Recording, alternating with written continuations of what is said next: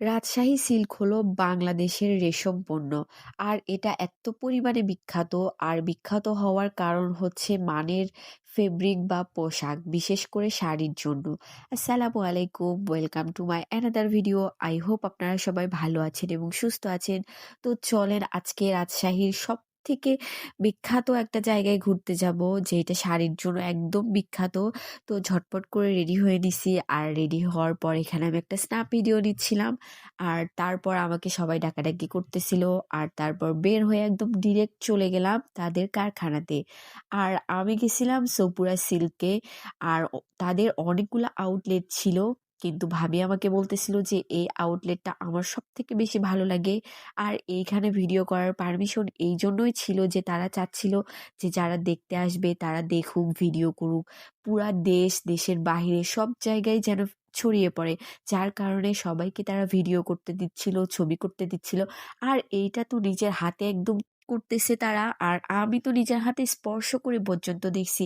আমার যে কি ভালো লাগা কাজ করতেছিল যে প্রথমবারের মতো শাড়ি তৈরি হচ্ছে, আর সেটা আমি নিজে চোখে দেখতেছিলাম। আর অনেক ভালো লাগতেছিল। তো সবাই বলে বলে দিচ্ছিল যে এইটা কি দিয়ে বা কই থেকে কিভাবে কাজ হয়। তো আমার অতটা খেয়াল নাই, যতটুকু খেয়াল আছে আমি শুধু ভিডিওর মাধ্যমে শেয়ার করতেছি আপনাদের সাথে।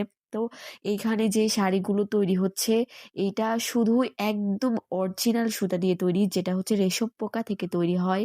আর সেই সুতাগুলো এখানে রেখে দিছে। আর এটা হচ্ছে রেশম পোকার যে হচ্ছে গুটিটা তারা থেকে সুতা বের করে, সেটারই কাজ বা প্রসেস এখানে চলতেছিল। আর আমি পুরোটা ঘুরে ঘুরে দেখতেছিলাম। আর রেশম পোকার দেখার জন্য এইখানে আমরা অপেক্ষা করতেছিলাম, কেন জানি না ওই দরজাতে বা ওই রুমটাতে কেউ ছিল না, যার কারণে আমরা বাইরে অপেক্ষা করতেছিলাম। তারপর অপেক্ষা করতে করতে আঙ্কেলকে বলার পরেও আমরা বলতেছিল যে একটু সময় লাগবে। তো তার পাশাপাশি আমরা আরো কিছু জায়গায় ভিজিট করলাম।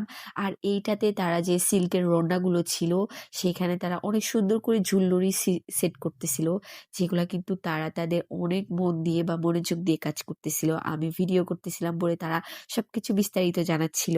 কারখানা তো পুরোটা ভিজিট করা শেষ। তো আমরা সফুরাতে একদম ঢুকে গেছি, আর ঢোকার সাথে সাথে এখানে কিছু স্ন্যাপ ভিডিও নিয়ে নিচ্ছিলাম। আর যেটা কিন্তু অনেক সুন্দর হয়েছে, আর যেটা অলরেডি আপনাদের সঙ্গে আমি শেয়ার করে দিছি। আর এইখান থেকে একদম সরাসরি আমরা চলে যাচ্ছিলাম তাদের ভেতরে যে শোরুমটা, সেখানে। আর এইখানে ঢোকার পর যে হচ্ছে মানে তারা লিখে রাখছিল ভিডিও করা নিষেধ বা ছবি তোলা নিষেধ। তো আমি যথারীতি চেষ্টা করছি ভিডিও না করার জন্য।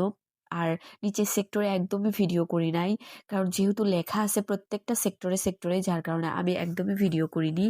আর সেই জায়গার প্রত্যেকটা শাড়ি, প্রত্যেকটা মানে কি বলবো, যে যেইটা বলবে সেটাই কম পড়ে যাবে। এত এত এত সুন্দর আর এত মনোমুগ্ধকর যে রাজশাহীর শাড়ি, আর রাজশাহীর যে সিল্ক যে শাড়িটা এত এত বিখ্যাত হওয়ার মনে হয় এইটাই কারণ। আপনারা হয়তো বা সরাসরি দেখলেই সেটা খেয়াল করতে পারবেন। তো সেইখান থেকে ঘোরাফেরা করে আসার পর আমরা দোতলাতে চলে আসছি। আমার আবার শুর কালেকশন এত বেশি ভালো লাগে যে আমি শু দেখলেই একদম পাগল হয়ে যাই। তারপর এখানে একটা শু দেখে তো আমার পুরাই মাথা নষ্ট। তবে শুটা আমার বাজেটের বাইরে ছিল, কিন্তু নেক্সট টাইম আমি অবশ্যই এই সফুরাতে যাব আর শুটা অবশ্যই কিনবো। তারপর আর কি সফুরা থেকে বের হয়ে গিয়ে আমরা বসলাম হচ্ছে একদম এইটার জায়গাটা, যে নামটা কি আমার সঠিক এখন ভয়েস দেওয়ার সময় একদমই মনে পড়তেছিল না। আর রাজশাহী রাতের শহর কিন্তু অনেক সুন্দর। আমরা কিন্তু অনেক অনেক জায়গায় ভিজিট করছি, এতটা ভিডিও করা পসিবল হয়নি। আর রাত 11টার দিকে আমরা বাসায় ব্যাক করলাম।